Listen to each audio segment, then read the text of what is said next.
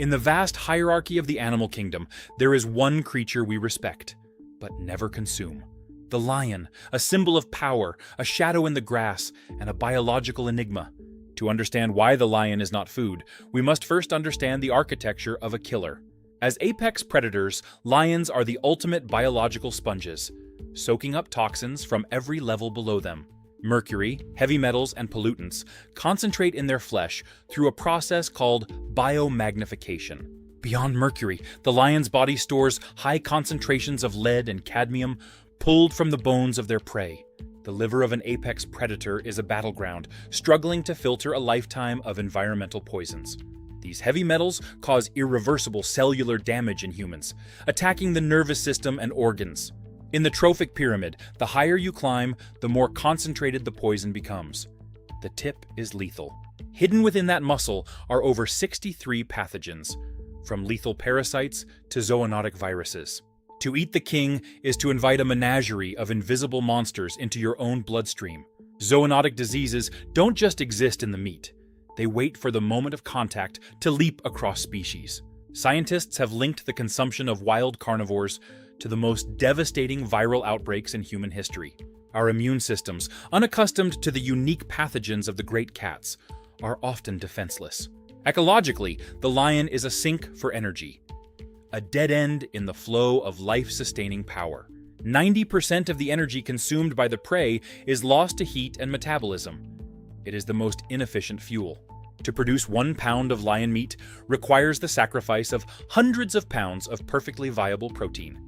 In a world of global hunger, the farming of predators is not just inefficient, it is an economic crime. When the lion vanishes, the checks and balances of the savanna vanish with it. The cascade is unstoppable. In parts of Africa, the removal of lions led to an explosion in baboon populations, bringing new diseases to villages. Without predators, herbivores strip the land bare, destroying the very foundation of the ecosystem. The loss of vegetation leads to the collapse of the water table. The king's absence is felt in every drop of rain. Culinary experts describe the meat as unyieldingly tough, composed of muscle fibers built for pure violence. The lion's body is a masterpiece of anaerobic power, designed for explosive sprints, not sustained endurance. This metabolism is high-octane fuel, leaving behind metabolic waste that herbivores simply don't produce. The resulting lactic acid and urea levels in their tissue would be a chemical shock to the human system. We have spent 10,000 years domesticating prey, animals whose biology is compatible with our own. The lesson of the wolf in Yellowstone taught us that the apex predator is the anchor of the entire world. Lions are keystone species. Remove that one stone, and the entire arch of life collapses into the sand. Without the king, herbivores multiply unchecked, stripping the land of its green skin until only dust remains. The soil itself dies when the predator-prey balance is broken. A slow death that starts at the roots. Our ancestors knew this. They fought the lion for territory, but they never looked at it as a meal. Even the Romans, in their bloodiest spectacles, treated the lion as a gladiator, not as livestock. Modern canned hunting and captive breeding have attempted to commodify the king, but at a terrible moral cost. Captive populations suffer from genetic bottlenecks, further concentrating the pathogens that make them toxic. Recall the 10% rule. Each step up the food chain is a massive loss of life-sustaining energy.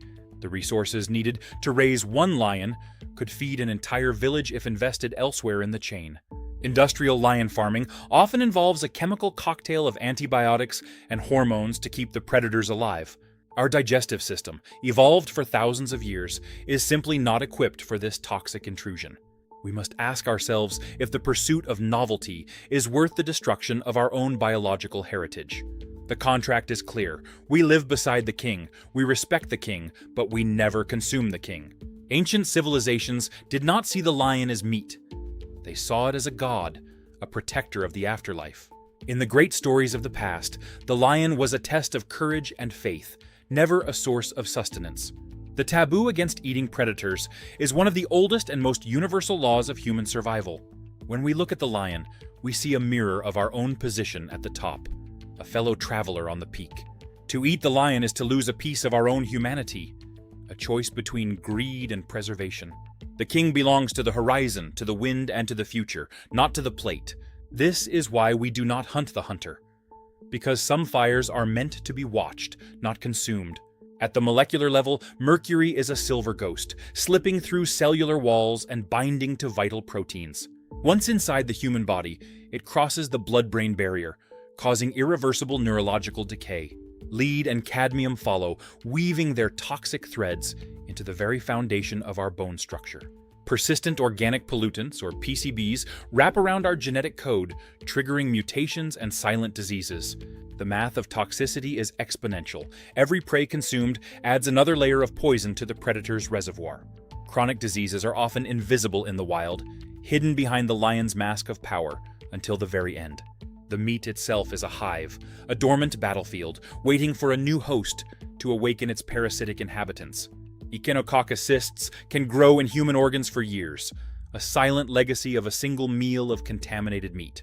Bovine tuberculosis is a spectral killer, moving from the lungs of the prey to the flesh of the hunter. Over 63 known pathogens have been identified in lions, a biological menagerie of death. The second law of thermodynamics is the ultimate judge, dictating that energy must always degrade. 10%. That is the maximum energy transfer efficiency. The rest is lost to the entropy of life. To maintain one lion, the ecosystem must sacrifice 1,000 herbivores. It is an unsustainable tax on life. In a world where millions go hungry, the resources wasted on farming predators are a moral void. Predicate-based protein is the most resource-intensive energy source on the planet, a luxury we cannot afford. Yellowstone proved it. When the wolves returned, the rivers changed course, and the forests grew tall. The apex predator is the conductor of the ecological orchestra. Without them, the music turns to noise. When the conductor is gone, herbivore populations explode like a fire, consuming everything in their path.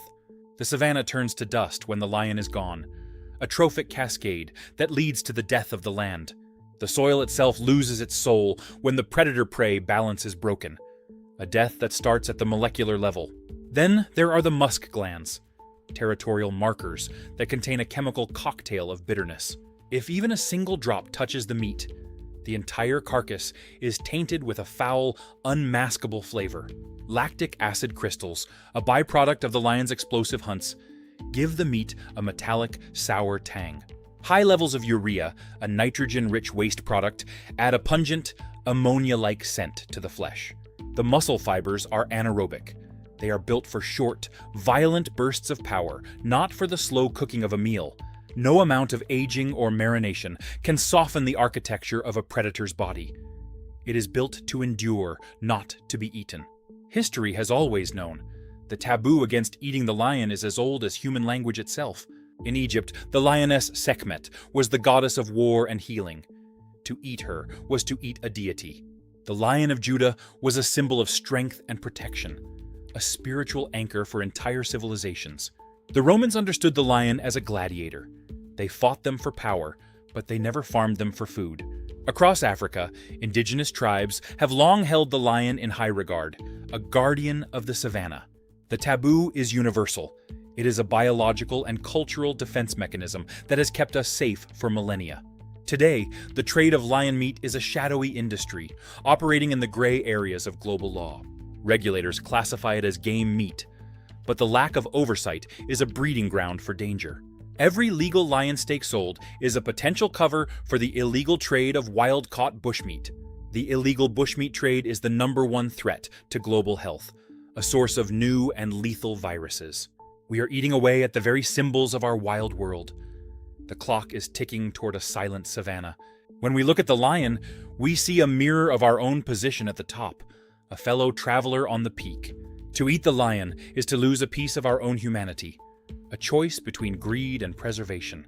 The king belongs to the horizon, to the wind, and to the future, not to the plate. This is why we do not hunt the hunter, because some fires are meant to be watched, not consumed. If you value the balance of the wild, show your support. Like, share, and subscribe for more deep dives. The journey into the molecular abyss reveals that mercury is just the beginning of the chemical nightmare. Lead and cadmium follow, weaving their toxic threads into the very foundation of our bone structure. PCBs act as a chemical weight, dragging down our genetic code and triggering silent, invisible mutations. The concentration of heavy metals in a predator's body is a biological warning sign we cannot ignore. The lion's liver is a filter under siege, a testament to the toxic price of being an apex predator. Each muscle fiber is a potential host for the Trichinella spiralis, a parasite that has haunted humans for millennia. To consume the king is to welcome a menagerie of invisible monsters into the very core of your being. The leap from predator to human is a bridge made of blood and opportunity for the world's most lethal pathogens. Ebola and other hemorrhagic fevers are just the tip of the iceberg in the world of wild carnivore diseases. When these pathogens enter our system, our immune defenses are often bypassed by their unique biological signatures. In the grand design of the universe, energy flows in one direction, toward the cold void of entropy. 10%. That is the maximum energy transfer efficiency. The rest is lost to the entropy of life. To maintain one lion, the ecosystem must sacrifice 1,000 herbivores. It is an unsustainable tax on life. Novelty seeking at the expense of food security is a moral void in our modern world. Choose bread. The math is clear. We can feed the world, but only if we value balance over the toxic peak. Yellowstone taught us that predators are the anchors of our future. Let us keep them wild. Lions are the conductors of the savannah. Remove them, and the symphony of life turns into a cacophony of death. Predator loss triggers consequences that we are only beginning to truly understand. Cascades of death.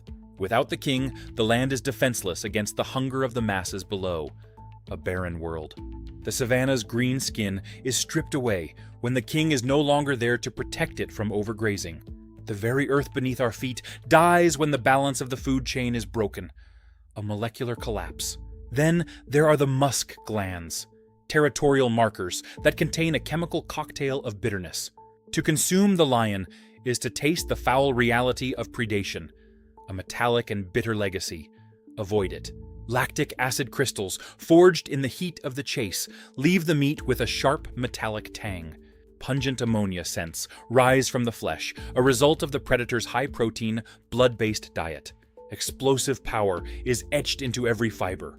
Unyielding architecture that was never meant for us. Science and culinary tradition agree. The lion belongs in the wild, not on the dinner plate. The taboo is our inheritance. A survival instinct passed down through every generation of humanity. To the ancients, the lion was a guardian of the sacred. To consume it was a spiritual transgression.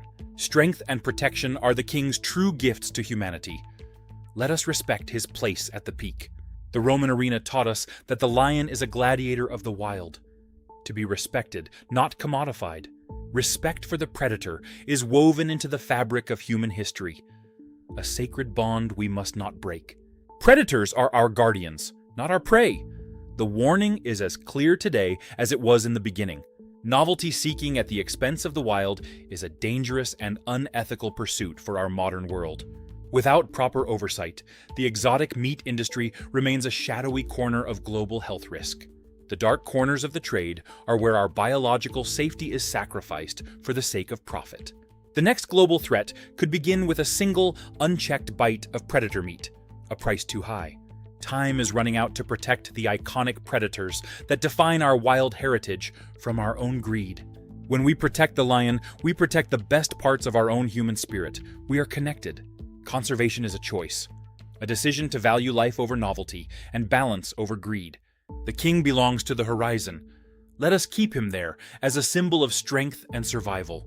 This is why we do not hunt the hunter, because some fires are meant to be watched, not consumed. If you value the balance of the wild, show your support. Like, share, and subscribe for more deep dives. The molecular abyss of predator meat is a testament to the toxic price of being an apex predator. Lead and cadmium infiltrate the bone marrow, turning the foundations of life into a toxic reservoir. Pollutants act as molecular chains, binding to our DNA and triggering silent genetic mutations. The concentration of toxicity at the peak of the food chain is a biological alarm we must heed. The predator's liver is a battlefield, a biological struggle to survive in a toxic environment. Hidden parasites within the muscle are a silent threat, a biological legacy of the predator's life. To eat the king is to open a door to a world of invisible monsters that our bodies cannot defend against. The bridge between predator and human is made of blood, a path for world-ending pathogens. Viral outbreaks are the dark fruit of our interference with the world's most iconic carnivores. Our immune defenses are bypassed by the unique biological signatures of the great cat's diseases. In the grand design of life, energy is the ultimate currency. Predator meat is an expensive debt. The 10% rule is a fundamental barrier to the survival of high-trophic societies. A hard law. Sustainability is built on the many, not on the consumption of the powerful few at the top. Balance. Novelty seeking at the expense of food security is a moral void in our modern world. Choose bread. The math is clear. We can feed the world, but only if we value balance over the toxic peak. Yellowstone taught us that predators are the anchors of our future. Let us keep them wild. The lion is the anchor of the wild. If we remove it, the entire world collapses into the sand. Predator loss triggers consequences that we are only beginning to truly understand. Cascades of death. Without the king, the land is defenseless against the hunger of the masses below. A barren world. The soil itself reflects the loss of the balance of the food chain. A molecular collapse of life. Territorial musk is the king's final chemical warning, a signature of bitterness we must heed. To consume the lion is to taste the foul reality of predation, a metallic and bitter legacy. Avoid it. Lactic acid, forged in the violence of the hunt, leaves a metallic tang in the unyielding muscle. Pungent ammonia, scents rise from the predator's flesh, a byproduct of its life at the toxic peak. Explosive power is etched into every fiber, unyielding architecture that was never meant for us. The king belongs to the horizon. Let us keep him there, as a symbol of a world still wild and free.